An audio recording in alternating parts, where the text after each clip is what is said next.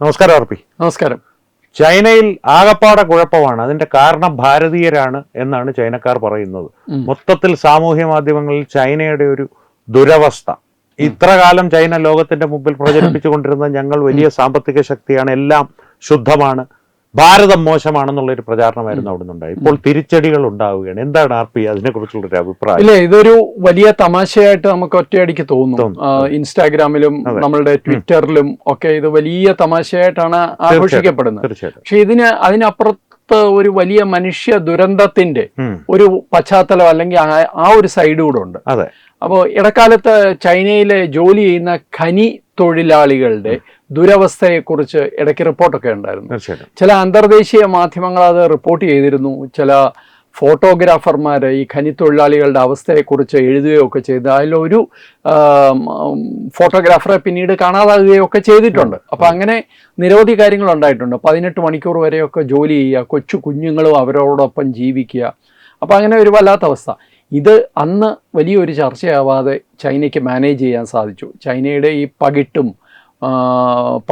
എന്താ പറയുക, എല്ലാ തരത്തിലുള്ള തോരണങ്ങളും ഒക്കെ മൂടിയ നഗരങ്ങളും അവിടെ വിദേശത്തു നിന്ന് പെയ്ഡായിട്ട് എത്തുന്ന ആൾക്കാരുടെ വ്ളോഗർമാരുടെ വീഡിയോസും എല്ലാം കൊണ്ട് ചൈനയ്ക്ക് ഇത് മാനേജ് ചെയ്യാൻ പറ്റുന്നുണ്ട് കഴിഞ്ഞ കുറേ കാലങ്ങളായിട്ട്. ഇത് എനിക്കൊരു വ്യക്തിപരമായ ഒരു അനുഭവം കൂടെ ഞാൻ പറയാം. ചൈന ബോർഡറിൽ, അതായത് ടിബറ്റ് ബോർഡറിൽ, അരുണാചലിലൊക്കെ ഞാൻ പണ്ട് അവിടെയൊക്കെ ജോലി ചെയ്യുന്ന സമയത്ത് ആൾക്കാർ പറഞ്ഞു കേട്ടിട്ടുണ്ട്, ഈ അതിർത്തിയുടെ അപ്പുറത്ത് ജീവിക്കുന്ന ആൾക്കാർക്ക് നല്ല വീടുകൾ, നല്ല വസ്ത്രങ്ങൾ ഇതൊക്കെ കൊടുക്കും. എന്താണെന്ന് വെച്ച് കഴിഞ്ഞാൽ അന്ന് ഇന്നത്തെ പോലെ ഇൻ്റർനെറ്റ് ഒന്നുമില്ല. അപ്പോൾ ഇപ്പുറത്ത് നിന്നിട്ട് ഇന്ത്യക്കാർ കാണുമ്പോൾ ഇന്ത്യയേക്കാൾ ബെറ്ററാണ് ചൈനയിലെ അവസ്ഥ, അല്ലെങ്കിൽ ബോർഡറിന് അപ്പുറത്തെ അവസ്ഥ എന്ന് നമ്മൾ തിരിച്ചറിയാൻ സാധിക്കണം. അതുകൊണ്ട് നല്ല റോഡുകളൊക്കെയാണ്.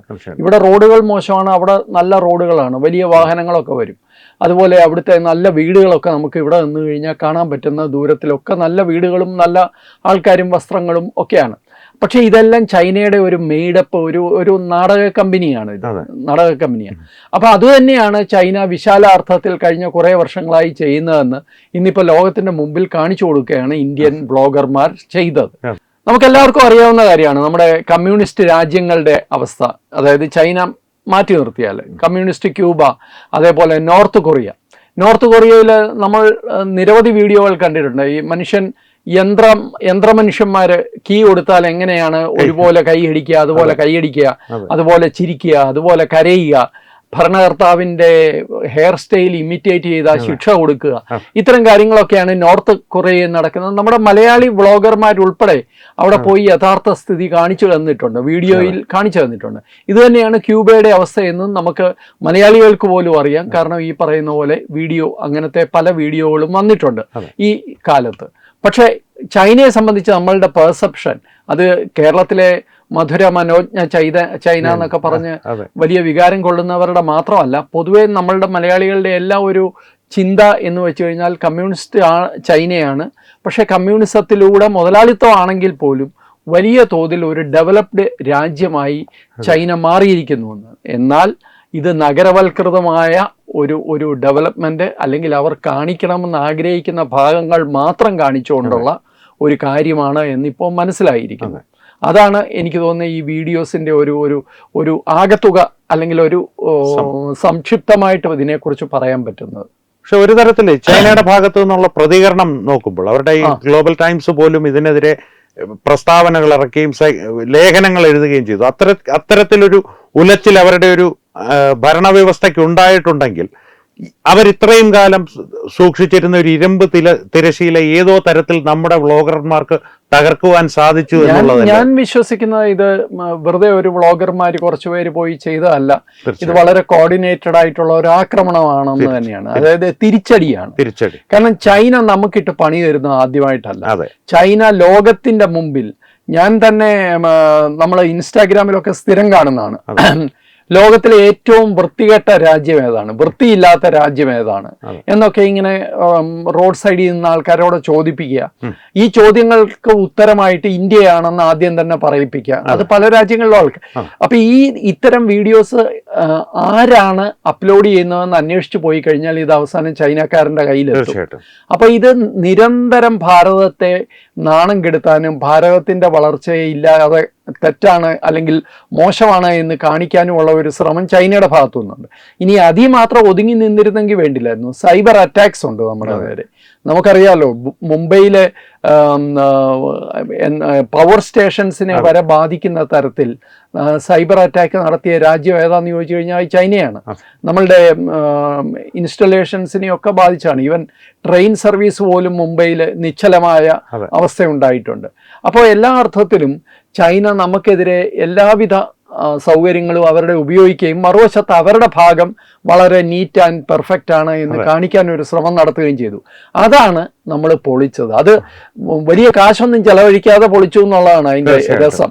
കാരണം 1.3 ബില്യനോ മറ്റോ ആണ് US ഡോളറാണ് അമേരിക്ക എല്ലാ വർഷവും ചൈനയ്ക്കെതിരെ പ്രൊപ്പഗാൻഡ ആക്ടിവിറ്റീസിന് പ്രൊപ്പഗാൻഡ വാറിന് വേണ്ടി ചെലവഴിക്കുന്നത്. അത് ചൈന അമേരിക്കയുടെ ചാരസംഘടനകൾ വഴിയും അല്ലാതുള്ള NGOകൾ വഴിയും ഒക്കെ ചൈനയെ താറടിച്ച് കാണിക്കാൻ ശ്രമിക്കാറുണ്ട്. ചൈന അത് നമ്മളോടാണ് ചെയ്തത്. പക്ഷെ നമ്മളോട് ചൈന അത് ചെയ്തപ്പോൾ നമ്മൾ തിരിച്ച് നല്ലൊരു പണി കൊടുത്തു എന്ന് വേണം മനസ്സിലാക്കാൻ. ഇത്രയും കോർഡിനേറ്റഡ് ആയിട്ട് ഇത്രയും ആൾക്കാർ ഒരുമിച്ച് ഇത്രയും വീഡിയോസ് ഒരുമിച്ച് കയറി വരുന്നത്. പക്ഷെ വീഡിയോ വന്ന് ഞെട്ടിപ്പോയിട്ടുണ്ട് അല്ലേ? നമ്മളെല്ലാവരും ഞെട്ടിപ്പോയി. കാരണം അതിന്റെ അകത്ത് കാണുന്ന കാഴ്ചകൾ ആദ്യം അവർ AI ആണെന്നൊക്കെ പറഞ്ഞെങ്കിലും അതിന്റെ വസ്തുത സാധൂകരിക്കപ്പെട്ടു കഴിഞ്ഞു. അതിൽ കാണുന്നത് ഏറ്റവും കുറഞ്ഞ ഞെട്ടൽ ഉളവാക്കുന്ന കാഴ്ച വളരെ മനോഹരമായ പുറംപൂച്ചുള്ള ഒരു അമ്പരചുംബിയായ ഒരു ഗോപുരം, അകത്ത് വെറും പൊള്ള, പുറമേ നമുക്ക് കാണിക്കുന്നുണ്ട്. ചിലത് കാണിക്കാം, നമുക്ക് കോപ്പിറൈറ്റ് സ്ട്രൈക്ക് ഇല്ലാത്തത് നമുക്ക് കാണിക്കാം. പക്ഷെ കാണിച്ചാലും ബുദ്ധിമുട്ടുണ്ടാവുമെന്ന് തോന്നുന്നില്ല. അതിലും അപ്പുറത്തേക്ക് ഞെട്ടിക്കുന്നത് വൃദ്ധസദനങ്ങളിലേക്ക് കാഴ്ചയാണ്.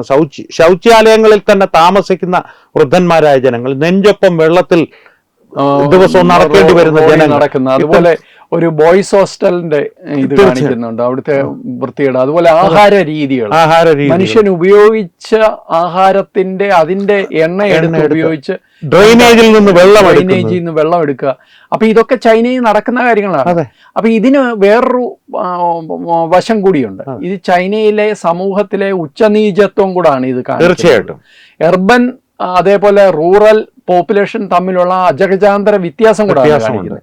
അവരെ ഒരു ഹൗക്കോയോ അങ്ങനെ എന്തോ ഒരു പേരിലെ ഒരു ജാതി വ്യവസ്ഥ എന്ന് വേണമെങ്കിൽ ഒരു ഡിജിറ്റൽ കാസ്റ്റ് സിസ്റ്റം എന്ന് പറയാവുന്ന തരത്തിൽ ഒരു സിസ്റ്റം അവിടെ നിലവിൽ വന്നിട്ടുണ്ട്. ഹൗസ് ഹോൾഡ് സർവേ ഉണ്ട്. അപ്പൊ ഈ സർവേയുടെ അടിസ്ഥാനത്തിൽ നിങ്ങൾ എവിടെയാണ് താമസിക്കേണ്ടത്, നിങ്ങൾ എന്താണ് ചെയ്യേണ്ടതെന്ന് പ്രീ ഡിറ്റർമിൻ ചെയ്യാണ് ഭരണകൂടം തന്നെ. അതായത് ഒരാൾക്ക് ഇപ്പോൾ ഈ ഗ്രാമീണ മേഖലയിൽ കൊടും പട്ടിണിയും വളരെ മോശമായ അവസ്ഥയാണെങ്കിൽ അവിടെ നിന്ന് എന്നാൽ സിറ്റിയിലേക്ക് മാറാൻ അയാൾക്ക് അനുവാദമില്ല, അയാളുടെ കുടുംബത്തിനും അനുവാദമില്ല. നിങ്ങൾ ഈ പണിയൊക്കെ തന്നെ ചെയ്ത് ഇവിടെ ജീവിച്ചാൽ മതി എന്നുള്ള തരത്തിൽ ഒരു ആധുനിക കാലത്ത് ഒരു കാസ്റ്റ് സിസ്റ്റത്തിന്റെ ഏറ്റവും മോശമായ ഒരു ഫോം, ഒരു രീതി ചൈനയിൽ നിലവിൽ വന്നിട്ടുണ്ട്. അപ്പൊ ഇതെല്ലാം ഒറ്റയടിക്ക് ഇങ്ങനെ തുറന്നു കാണിച്ചു. ഇപ്പോൾ ചൈന ഞെട്ടിയിട്ടുണ്ടോ എന്ന് താങ്കൾ പറഞ്ഞു. ചൈനയുടെ മാധ്യമങ്ങളിലൊക്കെ ഇത് ഇന്ത്യ ആണ് ചെയ്തത്, ഇന്ത്യൻ ഇന്റലിജൻസ് ആണ് ചെയ്തതെന്നൊക്കെയുള്ള പരാമർശങ്ങൾ വരുന്നുണ്ട്. ഇന്ത്യയുടെ ഹൈക്കമ്മീഷണറെ, ഇന്ത്യയുടെ അംബാസഡറെ, ഹൈക്കമ്മീഷണർ അല്ല അംബാസഡറെ ചൈനീസ് ഭരണകൂടം വിളിച്ചു വരുത്തി എന്ന് വരെ വാർത്തയുണ്ടായിരുന്നു. പക്ഷെ അത് പിന്നീട് നിഷേധിക്കപ്പെട്ടു.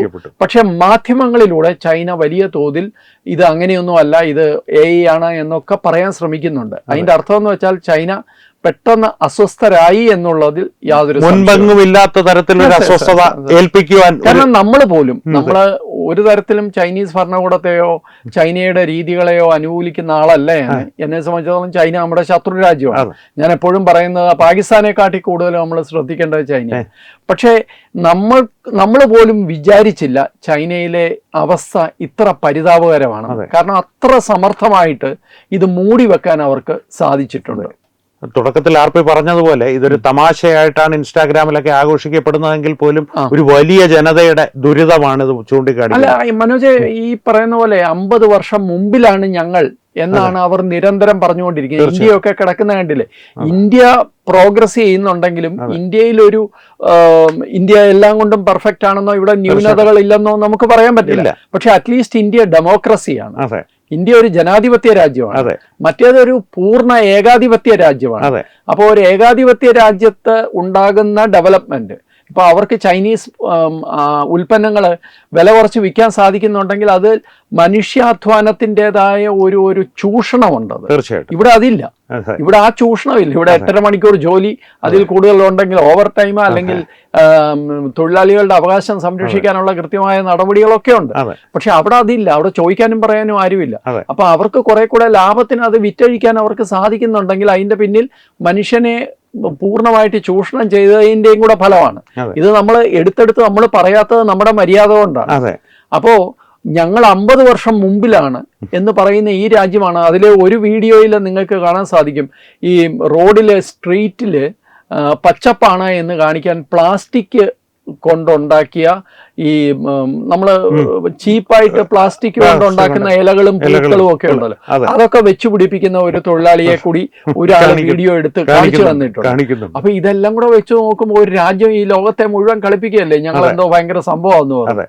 അപ്പൊ അത് വളരെ കൃത്യമായിട്ട് അതിൽ കാണിച്ചു കൊടുക്കാൻ സാധിച്ചിട്ടുണ്ട്. എന്തായാലും അടുത്ത കാലത്ത് നടന്ന ഏറ്റവും വലിയൊരു സൈബർ ആക്രമണം ആണ് ഇത് എന്ന് പറയേണ്ടി വരും. ആക്രമണം ഇൻ ദ സെൻസ് ഒരു രാജ്യത്തെ തന്നെ അവരുടെ ഉടുതുണി അഴിച്ച് അവരുടെ തൽസ്വരൂപം കാണിച്ചു കൊടുക്കുകയാണ് ലോകത്തിന്റെ മുമ്പിൽ. തന്നെയുമല്ല, ഇത്രയും ലളിതമായും സൈബർ ആക്രമണങ്ങൾ നടത്താമെന്ന് ഭാരതീയർ തെളിയിച്ചു കൊടുത്തു എന്ന് ആർപ്പി ആദ്യം പറഞ്ഞ പോലെ 1 ബില്യൺ ഒന്നും ചെലവാക്കണ്ട. തീർച്ചയായിട്ടും ഒരു $1.3 ബില്യൺ അതാണ് ചെലവഴിച്ചുകൊണ്ടിരുന്നത് അമേരിക്ക. നമുക്ക് അതിന്റെ ഒന്നും ആവശ്യമില്ല എന്ന്. പക്ഷെ ഇതിന് ഒരു കാര്യം കൂടെ പറയാതെ വയ്യ, ചൈന വെറുതെ ഇരിക്കാൻ പോകുന്നില്ല. ചൈന നേരത്തെയും നമുക്കെതിരെ ശക്തമായ സൈബർ ആക്രമണങ്ങളും സൈബർ യുദ്ധവും പ്രഖ്യാപിച്ച സന്ദർഭങ്ങളുണ്ട്.